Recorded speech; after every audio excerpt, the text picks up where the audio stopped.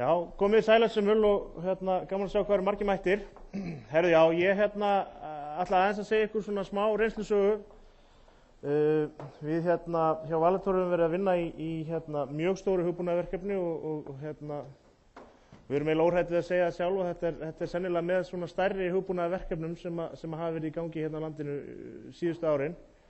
Og ég ætla svona aðeins að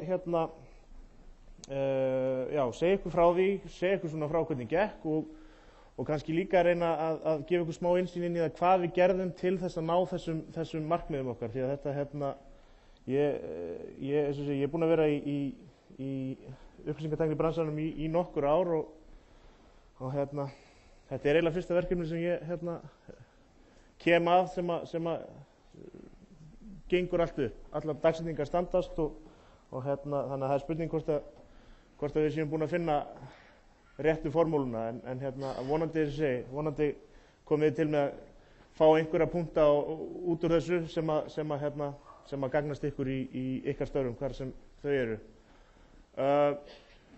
Ég ætla að fara í gegnum þetta í svona þremur meginköflum. Ég ætla fyrst að segja ykkur svona aðeins forsöguna, af hverju við fórum út í þetta verkefni og svo framvegis. Svo ætla ég að segja ykkur örlítið frá verkefninu en kannski meira frá vinnulaginu og hvernig við unnum verkefnið. Og svo svona í lokin kannski aðeins að reyna að summera upp hvað gekk vel og hvað það var sem að okkar mati var það sem að gerði útslagið að þetta gekk allt eins og það gekk.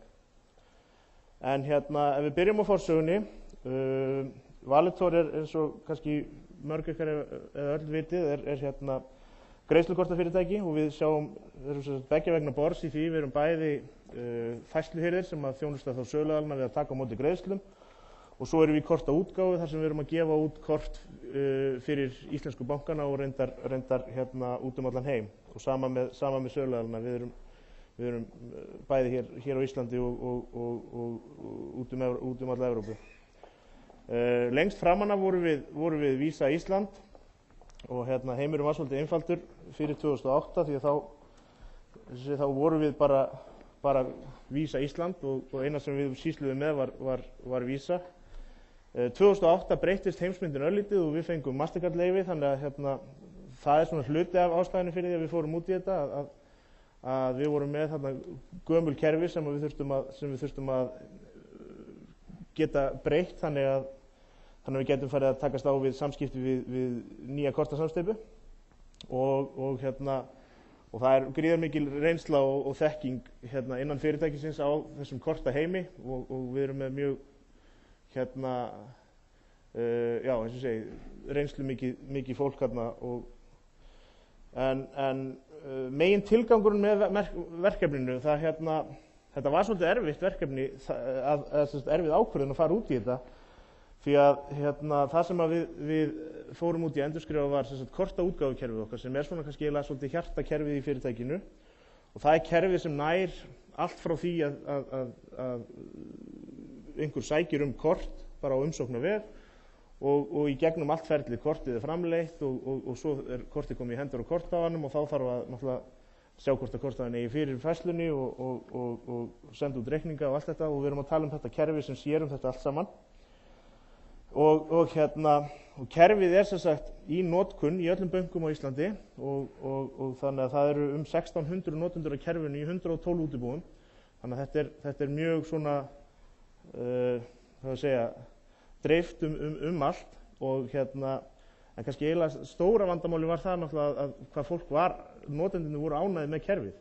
Það gerði þetta náttúrulega svolítið erfitt að ráðast í það að endurskrifa kerfi sem er alveg mýgandi hamingja með en það voru ákveðnar ástæður fyrir að við fórum í þetta og við vorum með þarna gamalt kerfi sem að það var hægt og rólega að svona hverfa út þekking á forritunarmálinu sem var notað og þetta var orðið svona svolítið barn síns tíma. Annað sem við vorum líka að gera á þessum tíma eða vorum að velta fyrir okkur var að, eins og ég segi að flytja kerfið heim. Aðeins til að útskýra það að þá var það þannig að gamla kerfið okkar var sem sagt hýst hjá reiknistofu bankana og en eitt af markmiðunum hjá okkur var að fara að hýsa þetta sjálf í okkar tölvuumhverfi en við erum náttúrulega alls ekki búin að slíta á samskiptum við RB, það síður en svo, enda hýsa þeir fyrir okkur, þeir eru okkar varasæt, þannig að varakerfin okkar keyra hjá þeim í þeirra umhverfi. Eins og ég nefndi áðan, við fengum Mastercard-leyfi og þurftum að fara að gefa út Mastercard-kort og það hefur verið geigvænleg vinna að fara að breyta gamla kerfinu til þess að geta tekið við nýjum kortategundum. Og svo náttúrulega öryggismálin eins og fólk hefur, það voru einhverjir á fyrirlesturum PCI áðan, og náttúrulega bara fólk sem les fréttir og sér öll þessi kortanúmer sem að leka út eins og hjá Target og þessum fyrirtækjum sem bara búið verið í fréttum núna síðustu misserin, að öryggi er svona eitt af þessum stóru atriðum sem við þurfum alltaf að hafa ofarlega í huga. En jafnframt að þarna erum við stórt kerfi og mikla þróun og það er eiginlega svolítið þannig að íslenski markaðurinn hann er bara ekki nógu stór til þess að standa undir svona stóru og dýru kerfi. Þannig að við fórum að horfa út fyrir landsteinana og settum okkur þetta markmið sem er efst á glærunni að við ætluðum okkur að verða leiðandi í kortaútgáfu í Evrópu. Og við komum kannski aðeins að því eftir hvernig gekk að standast þau markmið. En þetta er svona svolítið byrjunarpunkturinn, 17. september 2009 þá var fyrsti fundurinn haldinn og ákvörðun tekin að við ætluðum að fara út í þetta verkefni. Þannig að það er svona, þar byrjaði boltinn að rúlla og kerfið fékk þetta vinnuheiti, kort í 2010 og til að útskýra það þá er þess gamla útgáfukerfið hét korti og mönnum fannst það sniðugt að gefa nýja verkefninu þetta vinnuheiti með að við værum að vinna í þessu. Kannski segja ykkur aðeins frá því að eftir þegar við förum að skoða hvað gekk vel og hvað gekk illa, að þetta átti eftir að vera svona aðeins til trafala þetta vinnuheiti. En að verkefninu sjálfu, eins og ég sagði áðan, við byrjuðum þarna 2009, síðla árs 2009, byrjaði vinnan og fyrstu markmiðin okkar voru að koma fyrstu útgáfan í raunumhverfi í júní 2010 og að gefa út okkar fyrstu Mastercard-kort í október 2010 og þetta var svona til þess að bara ryðja brautina, þegar við vitum það sem höfum verið í svona hugbúnaðarverkefnum að það tekur tíma að koma svona kerfi í rekstur og fara að láta vélina fara að rúlla. Það þarf að gata eldveggi út allt og setja upp umhverfi og allt hvað eina, þannig að það tekur allt saman tíma. Þannig að þetta voru okkar fyrstu markmið og þetta voru fyrstu dagsetningarnar sem stóðust hjá okkur og við sem sagt komum fyrstu útgáfan í raunumhverfi þarna rétt fyrir sumarfrís holskeflu og gáum svo út fyrstu Mastercard-kortin í október 2010. Við byrjuðum á því að gefa þetta út á okkar starfsfólk og starfsfólk innan bankana til þess að svona bara slípa hornin af kerfinu og fara að fá einhverju notkun. Þannig að eins og segi, þarna koma fyrstu dagsetningarnar og ótrúlegt en satt, miðað við þetta er hugbúnaðarverkefni að þær stóðust. En svo kom prepaid og það er eitthvað það fæðist þarna vorið 2010, fæðist hugmyndin það eftir vinnu við fengum ráðgjafa til okkar frá Bretlandi í svona bara strategy vinnu að bara svona þar að segja viðskipta strategy vinnu og reyna að finna út á hvaða markaði eigum við að herja og hvar eigum við að sérhæfa okkur og vera góð og hvar er kannski svona göt í markaðinum og þeir svona leiddu okkur inn á þessar brautir að útgáfa á svona fyrirfram greiddum kortum í Evrópu væri eitthvað sem að þyrfti að þar væri tilvalið slott fyrir okkur að reyna að komast inn í það. Þannig að þarna var svona smá kúvending á verkefninu, við fórum yfir í einbeita okkur af þessu að gera kerfið í stakk búið að gefa út svona fyrirframgreidd kort og það er svona aðeins annar prósess, þar ertu að leggja inn á kortið og svona sterkari áhættustýringar og fleira. Þannig að það var heilmikil vinna lögð í það að gera kerfið í stakk búið fyrir þetta og í mars 2011 gáfum við út fyrsta prepaid kortið okkar í Bretlandi og þau munið markmiðið sem við settum okkur áðan að vera leiðandi í prepaid heiminum í Evrópu Á aðeins 2 árum þá var Valitor orðinn annar stærsti Visa Prepaid útgefandinn í Evrópu og það er svona umdeilt þetta annar stærsti því að þeir sem eru stærri heldur en við ítalski pósturinn og þess að segja, án þess að vera með neina fordóma eða sleggjudóma þá náttúrulega vitum við hvernig ástandið á Ítalíu. Það náttúrulega mafían stór og svarta hagkerfið töluvert stórt, þannig að okkur sagt að við keppum ekkert við þá í stærð, þannig að fyrir utan ítalska póstinn þá erum við stærsti Visa Prepaid útgefandinn í Evrópu. Og þetta hefði að sjálfsögðu verið eitthvað sem við hefðum aldrei náð á þessum tíma og þessum hraða með gamla kerfinu. Það bara alveg augljóst. Því að, eins og segi, fyrsta lagi var gamla kerfi var einskorðað við Visa og í öðru lagi var og það voru svona fleiri ástæður fyrir að við fórum út í þetta. Ég nefndi þessar ástæður áðan, en ofan á það vildum við fara að geta gefið út kort í fleiri myntum heldur en íslenskum krónum. Við vildum náttúrulega gera kerfið svona scalable og modular, það að segja að við getum púslað saman módúlum og til þess að styðja við okkar business. Og við erum nú þegar þarna fáum við verðlaun út í Evrópu. Það er Card and Payment Awards, verðlaunuð okkur fyrir bestu fyrirtækjalausnina og besta nýja prepaid verkefnið. Og svo eru sérstök prepaid verðlaun þarna út í Evrópu þar sem við fengum bestu nýsköpunarhugmyndina, fengum verðlaun fyrir bestu nýsköpunina í prepaid. Þannig að mikið af fókusnum fór í þetta á þessum tíma. En við vorum ekki þannig að við höfum verið búin að gleyma við vorum ekki búin að gleyma íslensku bönkunum, enda eins og segi, það er svona grunnstoðin okkar og þaðan erum við að koma og það er okkar core viðskiptavinir. Þannig að í október 2012 fórum við út í það að ýta þessari bankainnleiðingu úr vör. Við vorum með kick-off fundi með öllum bönkum og sparisjóðum og þarna fyrir áramótin 2012-13 var verkefni bara kortlagt og við settum þessa prepaid þróun á ís. Auðvitað náttúrulega hélt prepaidið áfram að vaxa, sölumennir það var bara enginn í tölvudeildinni sem nefnt að tala við þá. Þeir eru bara að taka reyna það einu sinni að selja bara þær lausnir sem eru til, ekki þær lausnir sem eru ekki til. Og ég veit að fólk í IT heiminum þekkir það mjög vel að sölumenn eiga mjög erfitt með það. Þannig að allur fókusinn okkar fór á innanlandsmarkaðinn og þetta var umtalsverð þróun og náttúrulega síðan en ekki síst miklu flutningar sem áttu sér stað á milli kerfa. Því að við vitum það náttúrulega að Ísland er svona út frá kortasamtökunum og Evrópu og og reyndar heiminum öllum að þá er Ísland eiginlega skilgreint sem svona cashless society. Það er að segja það er rosa lítil umferð af peningum og allt er orðið komið í þessa rafrænu gjaldmiðla eða þessa greiðsluleiðir. Þannig að við vissum það að flutningar á milli kerfa væri eitthvað sem við þurftum að fara stíga mjög varlega til jarðar af því að það verður náttúrulega bara allt brjálað ef að kortin virki ekki. Og þarna strax í janúar, við kortluðum verkefni þarna fyrir áramótin. Í janúar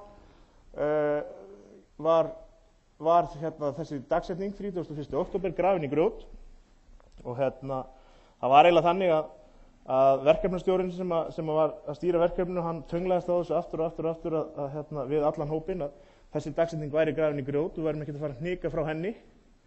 Og við náttúrulega bara, þá rugum við náttúrulega til og létum bara grafa hann í grjót og vorum með þetta og þetta var svona svolítið tákgrænt og svona í raun áþreifanlegt og þessi grjótnullungur hann gekk á milli borða þarna hjá fólki sem var að vinna verkefnið og þetta var ákveðið pepp upp að hafa grjótið og hafa þessa dagsetningu þarna fyrir framan okkur grafna í grjót. Varðandi vinnulagi á verkefninu þá unnum við alla vöruþróun og alla hugbúnaðarþróunina unnum við samkvæmt Agile Scrum hugmyndafræðinni sem við vorum svona tiltölulega nýbúin að taka upp þarna á þessum tíma. En fyrir utan Scrummið vorum við með svona verkefnastjóra eins og við þekkjum svona þessa hefðbundnu verkefnastjóra og ég ætla kannski aðeins að segja ykkur frá því hvernig það svona blandaðist. En þannig að öll vöruþróunin var fylgdi Scrum hugmyndafræðinni og svo vorum við með þessa 3 verkefnastjóra, þar að segja verkefnastjóra yfir bara bankainnleiðingunni í heild. Þetta náttúrulega mjög mikið aðilum sem koma að svona stóru verkefni, þannig að við vorum með einn mann sem svona bara var höfuðið yfir verkefninu. Svo vorum við með annan verkefnastjóra sem sá flutningana og skipuleggja þá og greina áhættuna og allt það, þar að segja flutningana á gögnunum á milli kerfa. Og svo vorum við verkefnastjóra frá kortaútgáfusviði, þar að segja frá viðskiptahliðinni, sem sá svona þá þessi samskipti við bankana aðalega. Og svo náttúrulega eins og segir, sko, það var fjöldinn allur af öðrum hagsmunaaðilum. Þetta svona grófa myndin. Eins og við sjáum þarna var verkefnastjórinn þarna í miðjunni og hann svona aðilinn sem þarf að halda öllum á tánum og láta alla þessa fjölmörgu aðila dansa í takt. Og hann heyrir beint undir forstjóra fyrirtækisins. Og svo erum við með hérna verkefnastjórana, við reyndar, það var ekki inn á Glærunni áðan reyndar, svo vorum við með svona sérstakann beta-prófanastjóra af því að hérna, við náttúrulega gerðum gríðarlega miklar prófanir á þessu öllu saman því að við vitum það að við erum að sýsla með peninga fólks og með að vinna með þjónustu sem þarf að vera 100%. Þannig að það voru gerðar gríðarlega miklar hérna, prófanir og vorum að keyra áður en að flutningar hófust af öllum kortastaflanum yfir í nýja kerfi vorum við búin að keyra á bæði okkar starfsfólki og reyndar starfsfólki í bankana að þau voru með kort í þessu nýja kerfi. Þannig að það voru með bara einn aðila sem bara leiddi þetta og skipulagði og stýrði þessu. Svo verkefnastjóri flutningana, svo náttúrulega bara eins og segi þessi svið hjá fyrirtækinu sem þurfa að koma að svona stóru verkefni, fjármálasvið, kortaútgáfusvið, náttúrulega hérna, upplýsingatæknisviðið og tæknistjórnin. Það að segja hardware gæjarnir allir og áhættustýringin. Vörustjórarnir þeir svona frontuðu þróunarhópana gagnvart þessum verkefnastjóra og þeir í raun sáu hérna, hópana og eins og Agile hugmyndafræðin gengur út á að það að segja að halda og forgangsröðun og því öllu saman. Og svo náttúrulega allir þessir utanakomandi aðilar. Við erum með hérna, kortasamtökin, bankana og þessar fjöldamörgu utanakomandi aðilar sem náttúrulega koma að verkefninu líka og þurftu að breyta sínum kerfum, við þurftum að breyta stillingum og hjá kortasamtökunum og fleira. Þannig að eins og segi, þetta var gríðar mikið verkefni í umfangi. Varðandi verkefnastjóran sjálfan, þá eins og ég sagði áðan, hann heyrði beint undir forstjóran og við héldum, það voru haldnir hálfsmánaðarlegir fundir með svona stýrihóp þar sem að borðinu komu aðilar sem hérna, frá þessum hópum sem við sáum á Glærunni áðan og þessi verkefnastjóri hann svona hélt utan heildaráætlunina og heildaráhættuna á verkefninu og var svona hérna, já, hann var svona leiddi þetta og sá til þess að allir voru að dansa í takt.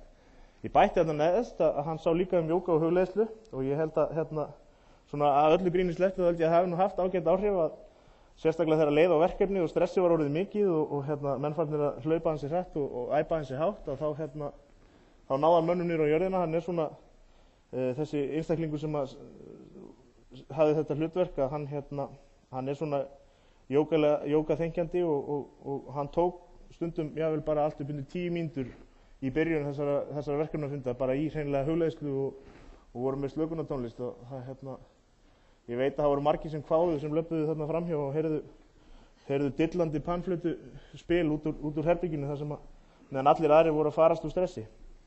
En þannig að þarna vorum við með svona einn aðila sem var svona höfuðið yfir þessu verkefni öllu. Eins og ég sagði áðan, þróunin átti sér stað og var unnin í samkvæmt Agile hugmyndafræðinni. Við vorum að keyra hérna, stærsta hlutan af tímanum vorum að keyra þetta í 3 hópum. Og hérna, við vorum með 2 vörustjóra sem sá verkefnalistan, hafa hann forgangsraðan og svona halda öllum við efnið og náttúrulega bara eins og vörustjórar í skrömferlinu gera að þjónusta hópana þannig að þau geti unnið sína vinnu. Og en ég reikna með að UT fólki sem hér og tala þá sem koma beint að hugbúnaðar þróun þegar við vita það náttúrulega að það svona draumheimur að losa forritara og prófara undan svona þessum rekstrarmálum og það það svona annað sem ég hef aldrei séð. Ég hef heyrt marga vilja stefna þangað en aldrei séð það virka í praxís. Þannig að það sem við gerðum varðandi rekstrarmálin að við skilgreindum 2 hlutverk, það er að segja Batman og Robin, inn í Scrum-hópunum og hugmyndin með því að þetta svona ekki stöðluð hlutverk í Scrum-fræðunum en eitthvað sem samt sem áður þekkt og þá höfðu þessir aðilar það hlutverk að Batman sem sagt sá sem að fronta reksturinn í hópnum, það er að segja allur rekstur sem kemur á hópinn fer til Batmansins og hann náttúrulega reynir að leysa sig mest af því sjálfur ef hann getur eða þá að leita aðfanga í hópnum og fá fólk til þess að vinna þau verkefni og náttúrulega eins og í þáttunum að þá náttúrulega var Robin hans bara hægri hönd og steig inn í ef að Batman var lasinn eða eitthvað þannig að þetta reyndist mjög gott. Þannig gátum við í raun tekið í staðinn fyrir að vera að trufla alla í hópnum, gátum við tekið reksturinn og beint honum svona í eina línu því að við vitum það að svona task switching á milli verkefna er alveg ótrúlega dýrt. Þannig að þetta er eitthvað sem ég get alveg eindregið mælt með ef fólk að nota Scrum-fræðin í svona þróun svona til þess að beisla þessi rekstrarmál sem að koma inn á þróunarhópana. Við náttúrulega fylgdum Agile Scrum hugmyndafræðinni bara svona alveg út í þaula en við bættum svo svona svolítið við auka hlutum í kring svona eftir BH og vorum svona í smá tilraunastarfsemi. Það náttúrulega ekki til sem heitir svona plain vanilla í þessum Agile Scrum fræðum þó að sé náttúrulega ákveðna grunnreglur sem við verður að fara eftir. En eitt af því sem við gerðum til dæmis var að við tókum daglega rekstrarfundi þegar leið á verkefnið og í raun þegar fyrstu útgáðuna fóru að fara út og við fórum að setja kortin í kerfið þá komum við á daglegum rekstrarfundum þar sem við hittum aðila frá business og reyndar aðila frá öðrum stóðsviðum eins og fjármálasviði, bakvinnslunni og þessu öllu saman. Og þetta var í raun gert til þess að halda utan þessi rekstrarmál, forgangsraða þeim og ákveða hvar brennur. Og þetta voru bara svona eins og sést á myndunum, svona stuttir standandi fundir, bara svipaðir og daglegu fundirnir í Scrum-fræðunum, þar sem að farið bara yfir og við söfnuðum öllum rekstrarmálunum saman, þar að segja þau komu, við vorum með skilgreinda svona kanala að rekstrarmálin skildu koma inn á ákveðin hátt og voru með svona ticketing-kerfi til að halda utan þau öll og þessir fundir fóru þá svona í það að fara yfir útistandandi rekstrarmál, hvar brennur og hvað þurfum við að bregðast við strax. Og þetta reyndist okkur vel. Við skilgreindum líka sem við kölluðum gjörgæsluteymi og það teymi starfaði í dágóðan tíma sem sagt áður en flutningar hófust, á meðan á flutningunum stóð og stutt eftir að flutningunum lauk. Og þetta teymi var líka með svona daglega stöðufundi, svona stutta, reyndar, já það voru yfirleitt stuttir nema var eitthvað mjög aðkallandi verkefni sem að þurfti að leysa úr. Og þetta voru mjög minni fundir, þarna voru við bara með svona ákveðna hagsmunaaðila og reyndum svona svolítið að stóla inn á það að vera með fólk sem hefði í raun völd til ákvarðanatöku. Þannig að með þessu þá fannst okkur við ná að minnka tímann sem að tók að taka mikilvægar ákvarðanir í ferlinu ef eitthvað kom upp á, að þá gátum við þarna tekið ákvarðanir hratt og örugglega til þess að hraða því að við gætum afgreitt þessi mál. Og þetta teymi fékk svona, það náttúrulega eru ákveðnir hlutir sem eru svona, eins og ég sagði áðan, við erum að sýsla með peningafólks, þannig að það eins gott að uppgjör og rukkanir og þetta allt saman virki. Þannig að þetta teymi fékk líka svolítið það verkefni bara að ganga úr skuggum það að þetta allt saman virki og kalla þá til þar til bara aðila til þess að sannreyna það. Þannig að þetta er annað svona dæmi það sem við settum upp þarna hjá okkur og reyndist bara mjög vel. Viðbragðsteymi, við vorum með svoleiðis teymi líka og það var teymi sem við hugsuðum þannig að við vorum bara búin að skilgreina þetta teymi sem áttu að bregðast þá við ef eitthvað ófyrirséð kæmi upp við flutningana á milli kerfa. Og þetta teymi hafði þá með viðbragðsáætlanir að gera, bæði gagnvart þjónustuveru og business-hliðinni bara allri. Þarna vorum við með PR-fólkið okkar eða almannatenglan okkar sem voru tilbúinir að grípa inn í ef þyrftum að fara að senda frá okkur einhverja tilkynningar eða annað. Og eins með afturkvarsáætlanir að þessi hópur var með þær tilbúnar enda eins og segi, ef eitthvað hefði komið upp þá hefði þurft að kalla þetta teymi til og þá vorum við tilbúin með svona handritað því hvað gera skildi. Og sem betur fer þá glerið ennþá óbrotið hjá okkur upp frá, við þurftum ekki að kalla teymi til, sem mjög jákvætt, en eftir sem áður, það svona vissara í svona stóru áhættusömu verkefni að vera við öllu búin. Já, ég fikk rauðarspjaldi strax, ekkert gult. Herðu, þetta svona bara hópurinn sem kom að þessu. Ég ætla bara skauta mjög hratt yfir síðustu glærurnar. Eins og ég sagði, ég var reyndar ekki búinn að koma inn á það, að þetta eitt af því svona stóra sem við sáum fyrir okkur að var að virka fyrir okkur í þessu verkefni, að við vorum með þetta fyrirkomulag, við vorum með fastar dagsetningar en svona fljótandi umfang. Það að segja að við gátum svona svolítið skalað útgáfurnar, og það alveg ótrúlegt, og ég mæli með því að fólk geri það í svona stærri verkefnum að skoða, því að við náðum að fresta eða jafnvel sleppa algjörlega verkefnum sem í upphafi voru talin mjög mikilvæg, en þegar á reyndi og við fórum að challengea hlutina, að þá reyndist alveg að fresta þeim eða jafnvel sleppa þeim alveg. Þannig að það ekki þannig að við höfum bara skilað hálfkláruðu kerfi með þetta fljótandi umfang, en þetta var mjög gott og svona krafði okkur það að fara að forgangsraða virkilega vel. Þannig að þessar 5 útgáfudagsetningar sem við settum okkur, þær stóðust. Flutningsdagsetningarnar, þar vorum við fluttum 9 næturflutningar, og svo náttúrulega lokadagsetningin á grjótinu, og hún stóðust. Við lokuðum kerfinu, og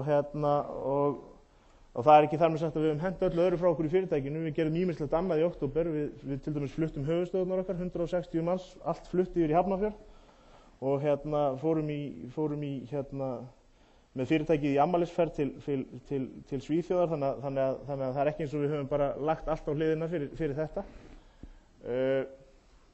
Hér svona skemmtileg mynd sem sýnir ástandið, af því að þarna vorum við í miðjum flutningum.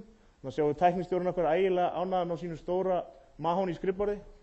Svo þegar hann kom eftir helgina þá var búið að selja skrifborða því að það passaði ekki inn í nýja húsið, en hann var ekki búinn að fá nýtt borð, þannig að hann sat einhverja daga svona.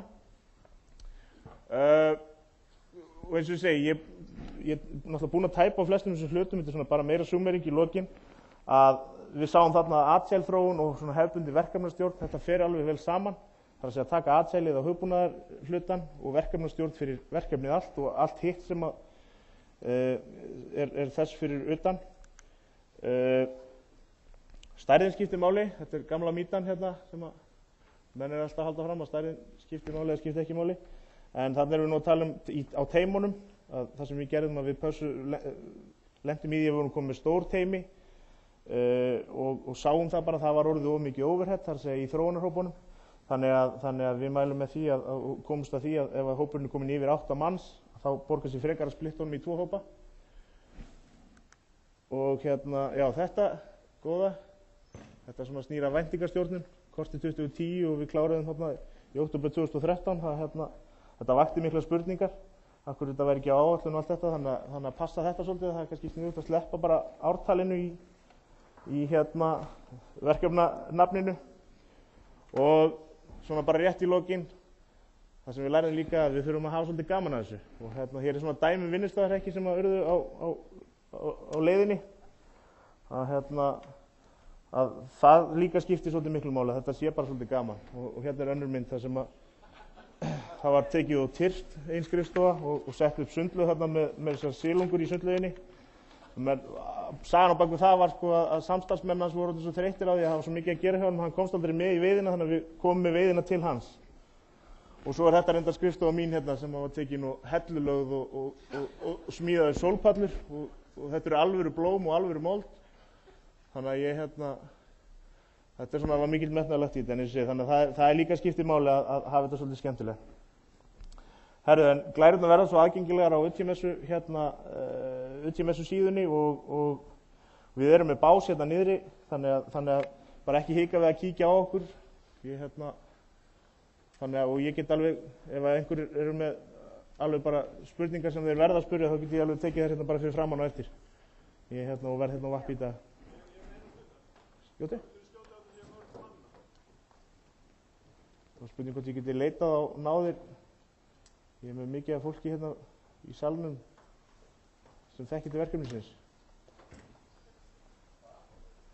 Siggi, Gunni, hvað myndu skjóta á? Spurningin var sem sagt, hvað myndu skjóta að þetta veri mörg mannár, þetta verkefni? Já, svona gróflega.